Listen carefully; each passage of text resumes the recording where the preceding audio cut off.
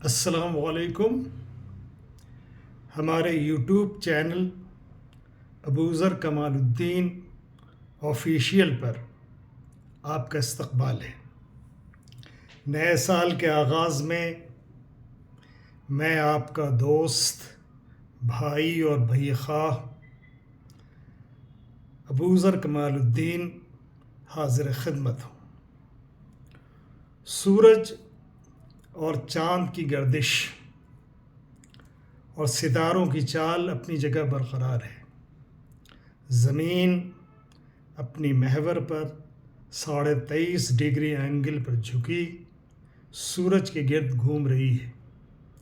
یعنی نظام کائنات ایک ٹھوس ضابطے کے تحت بغیر کسی انتشار اور اضطراب کے لگاتار چل رہی ہے. مگر زمین پر لوگوں کے غلط افکار و اعمال کی وجہ سے خشکی اور تری میں فساد برپا ہے اور ہر جگہ ظلم و جور کا بازار گرم ہے. جن کی تعداد کم ہے یعنی اقلیت میں ہے اور جو کمزور، غریب اور بے وسائل ہیں ان کا کھلے عام استحصال ہو رہا ہے اور ان پر شامت آئی ہوئی ہے. وہ ہر جگہ ستائے اور دبائے جا رہے ہیں. اس کی سب سے بڑی وجہ ان کی اندرونی کمزوریاں ہیں جن پر قابو پائے بغیر ان کے حالات نہیں بدلیں گے. اور دوسری وجہ حالات کی ستم رانی ہے. اگر ہم نہیں بدلیں گے تو ماہ و سال کے بدلنے سے ہمارے حالات نہیں بدلیں گے. چاہے ہم لوگوں کو نئے سال کی کتنی ہی مبارکباد دیں اور نیک خواہشات کا اظہار کریں. بھائیوں اور بہنوں، ہم اس وقت کراس روڈ یعنی چوراہے پر نہیں بلکہ گرڈ لاک یعنی جام میں پھنسے ہیں جہاں سے نکلنے کی ساری راہیں مسدود ہیں. اندیشہ ہے کہ چاروں طرف کی بھیڑ ہمیں پس کر نہ رکھ دے. اس گرڈ لاک سے باہر نکلنا وقت کا سب سے بڑا چیلنج ہے. ہم 2026 میں داخل ہو چکے ہیں. آئندہ 25 سال بھارت میں بہت اتھل پتھل کے سال ہونے والے ہیں جو ملک کی روپ ریکھا اور اس کی بنیادی ڈھانچے میں بڑی تبدیلی کی غمازی کر رہے ہیں.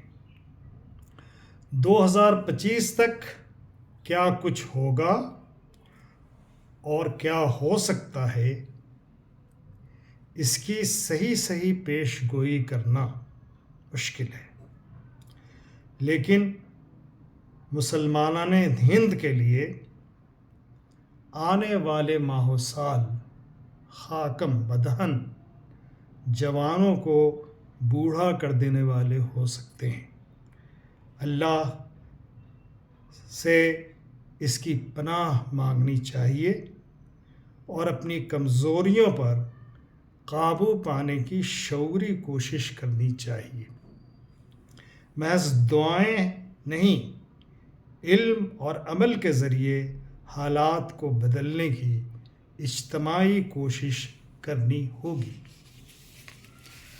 ہم نے اپنی غفلت سے بہت سا قیمتی وقت گنوا دیا ہے اور ہم نوشتہ دیوار پڑھنے میں پوری طرح ناکام رہے ہیں.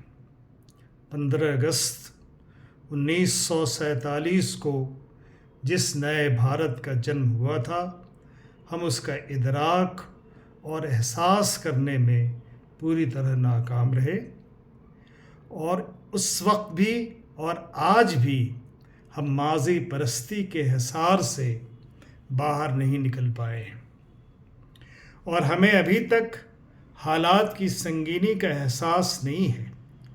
ایسا لگتا ہے کہ پوری قوم کی مت ماری گئی ہے اور ہم آنکھیں بند کیے بگٹٹ ایک گہری کھائی کی طرف دوڑے چلے جا رہے ہیں۔ ہم جس دنیا میں رہتے ہیں وہ مادی دنیا ہے۔ اس کے کچھ ٹھوس اصول ہیں جو سب کے لیے برابر ہیں اور کسی کے لیے نہیں بدلتے ہیں۔ اس کو کاز اینڈ ایفیکٹ کا قانون کہا جاتا ہے۔ اس اصول کو قرآن نے سنت اللہ کے نام سے پکارا ہے اور ساری دنیا کو بتایا ہے کہ اللہ کی یہ سنت کبھی نہیں بدلتی ہے اور کسی کے لیے نہیں بدلتی ہے، جس کا سیدھا مطلب ہے کہ جو اس سنت کی پاسداری کرے گا وہ کامیاب ہوگا اور جو اس کی پاسداری نہیں کرے گا وہ ناکام ہوگا۔ یہ سنت حق و باطل کے درمیان نیوٹرل ہوتی ہے۔ خدا کی کسی قوم سے کوئی رشتہ داری نہیں ہے۔ ساری کائنات اس کے بندے اور غلام ہیں۔ اس نے اس کائنات کو اس کی تمام ظاہری اور مخفی قوتوں کی تسخیر کر کے اس شرط پر انسانوں کے حوالے کیا ہے کہ وہ اچھائی میں ایک دوسرے سے مقابلہ کریں اور خود کو سب سے بہتر ثابت کریں۔ اگر ہم فطرت اور قدرت کے اس قانون کو نہیں سمجھتے ہیں اور اپنے فرض منصبی کی ادائیگی میں چوک جاتے ہیں تو کائنات کی وہی قوتیں جن پر ہم کو غلبہ عطا کیا گیا ہے ہم کو مغلوب کرنے میں مددگار ہوں گی اور ہم کو پسپا اور رسوا کر دیں گی اور ہم اپنا زخم چاٹتے رہ جائیں گے۔ ہماری موجودہ ذلت و نکبت دراصل ہماری اسی کوتاہی عمل اور فکری جھول کا نتیجہ ہے۔ کہتے ہیں جس وقت نیند ٹوٹ جائے اسی وقت سویرا ہے۔ دیر ہو گئی ہے مگر کوئی بات نہیں ہے، ہم تیزی سے دوڑ کر اس دوری کو طے کر سکتے ہیں۔ حالات سخت ہیں، اس میں کوئی دو رائے نہیں ہے، لیکن مایوسی اور دل شکستگی کی کوئی بات نہیں ہے۔ ایمان اور قوت ارادی کے ساتھ حالات کو بدلا اور بہتر بنایا جا سکتا ہے۔ ہم اس نبی کی امت ہیں جس نے کہا تھا کہ اگر یہ لوگ میرے ایک ہاتھ پر سورج اور دوسرے ہاتھ پر چاند بھی لا کر رکھ دیں تب بھی میں اپنے مشن سے باز نہیں آؤں گا۔ اور جب ان کی قوم نے پورے خاندان بنو ہاشم کا سماجی، معاشی اور تمدنی بائیکاٹ کر کے 3 سال تک شعب ابی طالب میں بند رکھا، اس وقت آپ نے اور آپ کے پورے خاندان نے پوری عزیمت کے ساتھ ان حالات کا مقابلہ کیا اور بالآخر وہ مقاطعہ، وہ بائیکاٹ ختم ہوا۔ اس سے پتہ چلتا ہے کہ ایمان، قوت ارادی، اجتماعیت، اتحاد اور حکمت عملی سے نہ صرف حالات کا مقابلہ کیا جا سکتا ہے بلکہ اس کو بدلا اور بہتر بھی بنایا جا سکتا ہے۔ ہمیں افراد پر نہیں اللہ پر بھروسہ رکھنا چاہیے۔ یہ وہ عروۃ الوثقی یعنی مضبوط سہارا ہے جو کبھی ٹوٹنے اور چھوٹنے والا نہیں ہے۔ سب سے پہلی چیز جو ہمیں کرنی ہے وہ ایمان اور اسلام کی سمجھ پیدا کرنی ہے۔ اللہ اور اس کے رسول سے اپنا رشتہ مضبوط کرنا ہے۔ اللہ کی رسی یعنی قرآن پاک کو مضبوطی سے پکڑنا ہے، اپنا قبلہ درست کرنا ہے، علم و حکمت کو ہتھیار بنانا ہے، سطحیت اور جذباتیت کو 3 طلاق دے کر اپنے ذہن اور سماج سے باہر نکالنا ہے اور کاغذ کے شیر بننے کے بجائے نڈر انسان بننا ہے۔ دوسری چیز حالات اور زمانے کی سمجھ پیدا کرنا ہے، اپنی کمزوریوں کا بے رحمی سے احتساب کرنا ہے اور ان پر قابو پانے کی کوشش کرنا ہے۔